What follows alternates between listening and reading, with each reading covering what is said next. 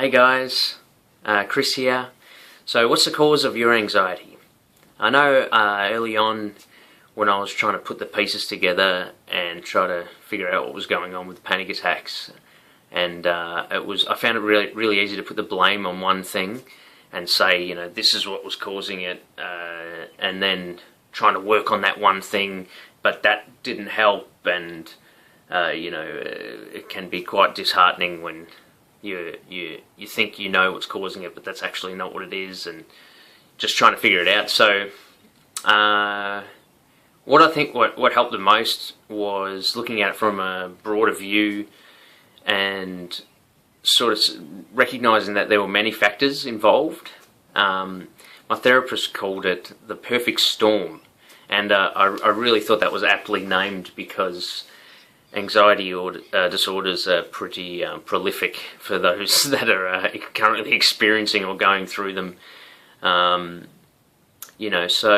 I would say that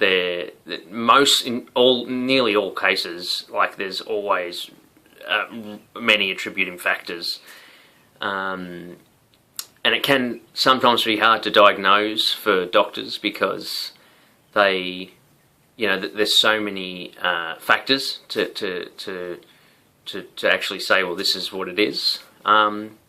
So I wanted to look at sort of what some of the causes may be, just to sort of get it into the air and speak about it. So some of the factors are medical factors, brain chemistry, sort of being predisposition to anxiety genetically. You know, it sort of runs in your family. Your mother may have had it, your father.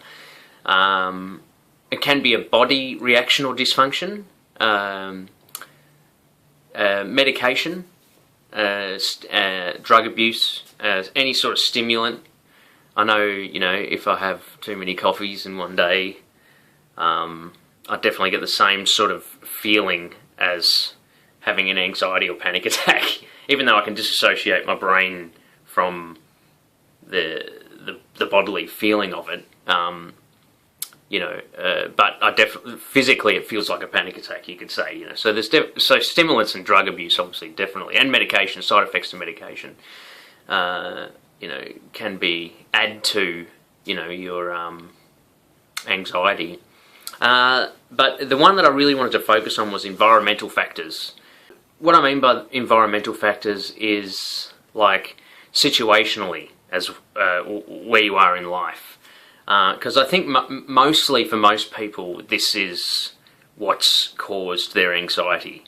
So, it could be you've moved house, or you've lost a job, or you've got a new job, someone in the family's died, stress at work, a relationship breakdown.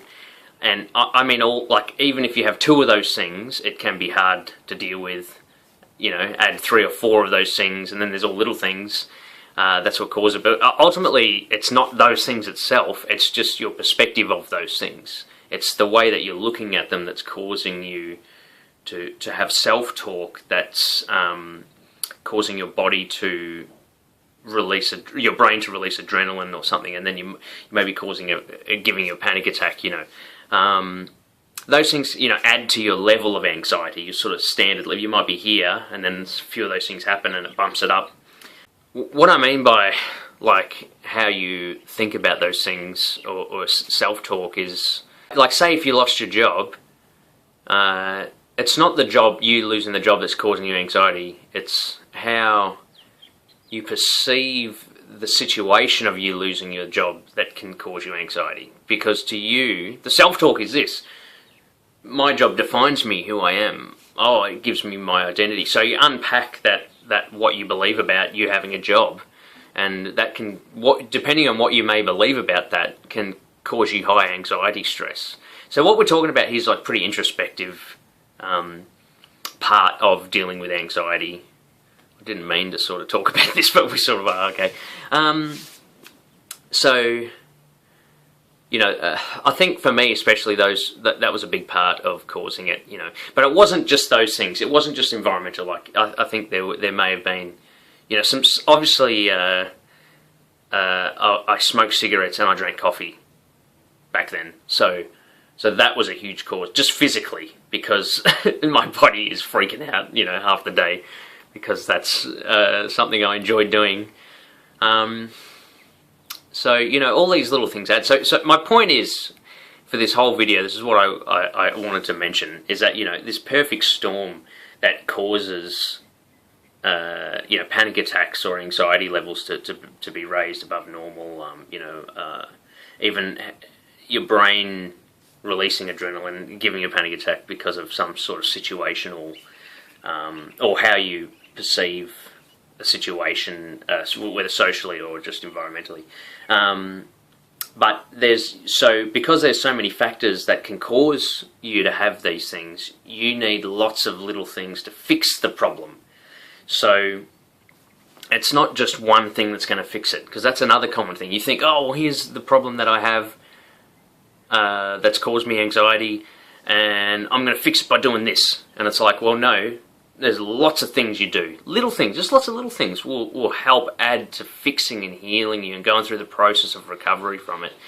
And for example, exercise. It will make you feel better. It's just how the brain works, you know.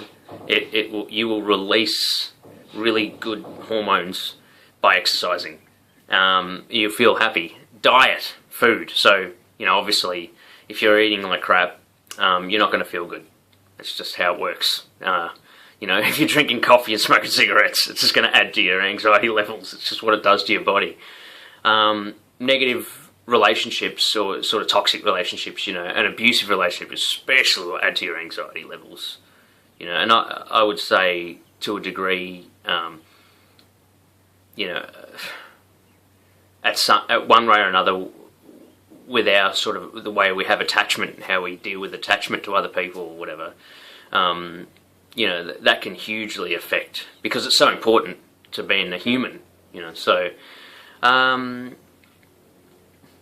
so fixing or eliminating, you know, I'd rather say toxic relationships. Therapy is a huge factor in recovery, especially was for me. I did CBT stuff, and I have a really cool counsellor. Medication, and I say that you know, I don't say that first because I think medication is there only if needed, and I would always get a second opinion if you I think mostly people would advise you take medication. If you tell someone you have an anxiety disorder, you know, medication is an option straight up. They want to put you on something because there's things that you can have. But I would suggest only doing that as a last resort unless you really need them, and get a second opinion. If someone you know, if a doctor tells you, you know, go see the psychiatrist, and you know, if you have enough time to try and see another one. What I mean by that is, I know sometimes you have to wait for appointments, you know, to see a psychiatrist. I know I had to wait quite a while to see mine. So to see one when I had to do it. But I actually personally never really went on anything. I didn't go on antidepressants. The only thing I took were like benzodiazepines. So I took Xanax if I needed it from a panic attack. I would take it early on because I had to like deal. I needed something to help me deal with it in the moment, because I mentally didn't know how to deal with it. But you know, but I do actually, I completely understand that, like, some people, you do need it, you will need it, and it's just, and medication is just a meantime thing to getting you to a place where you can do these things that help you get better. Like if you can't go see a therapist, if you've got agoraphobia, you know, like I did, going to see a therapist can be really hard. You know, to get out and get in the position if you're at that stage. So medication can help you in that sense, you know. It can help you just for the meantime, just while you put things in order. It can just numb out certain things. Obviously, there's the whole concept of you getting on a medication, you know, especially an antidepressant, and your body getting used to it. Because I think it's like an overload effect, you know. So that's why I recommend, if you can do it without taking medication, it is possible to do it without medication. You know, I know every single person is different. That's the other thing. Every single person is different, and they're going to react differently. I didn't react well to antidepressants. I tried 2 over my time with this, and 1 week each time, and I just couldn't do it. I didn't react well to it. So I basically beat it drug-free. I took Xanax probably for about a year, but there was probably a 2 or 3 month period where I was taking it, you know, every few days, and then I took it less and less over time. I didn't wean myself off it because I wasn't taking enough of it to get addicted to it, but there were definitely there was a period where I had to take it to sleep. I had to take it to go out. If I didn't have it, just helped me just in that moment, you know, because the fear and the panic attack itself to go out and do it, you know, I had to have something to help me. Yeah, and saying that, there are other things as well that can add to helping with that, just physiologically. Like I was saying, like the same way if you're having stimulants, your body will react, like I said about the coffee before, you know, your body will react to having to make you feel anxious, and that tells your brain that you're anxious, and then your brain will tell your body, oh, panic attack, and release adrenaline. So it works sort of both ways. You can control your breathing techniques that will help calm your body, because it basically tells your central nervous system that I'm calm. So if you try it, just Google like one of those breathing techniques, like calmative breathing techniques or breathing techniques to help anxiety. I found that helped heaps. If I was in the midst of a panic attack, the breathing technique would almost always work. If you're even feeling a little bit anxious, a breathing technique, it just tricks your brain into thinking that you're calm, and then your body just follows suit. So there are lots of little things you can do to help. I want to do more videos about these little things, like especially exercise and diet. But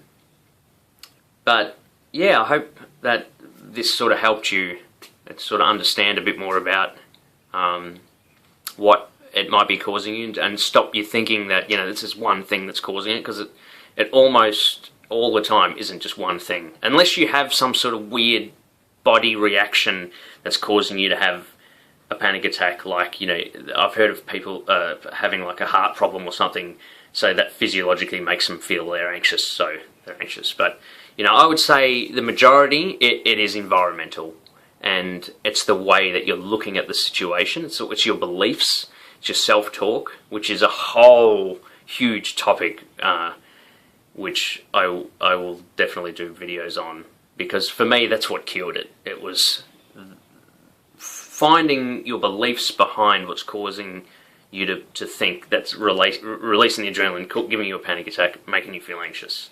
It's all to do with beliefs. You know, Marcus Aurelius said, you know, what is it? Your thoughts are what your life make it? Your life is what your thoughts make it? I don't even know. Okay, I'm fully mucking this up. Hang on a second. I got the book right here.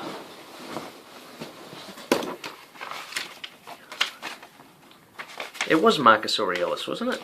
I'm sure it was. Life, okay, the quote is this. Marcus Aurelius, our life is what our thoughts make it. And this dude's old school, man. We're talking like centuries ago. Yeah, so I hope this has been helpful, and be kind to yourself. Peace to you.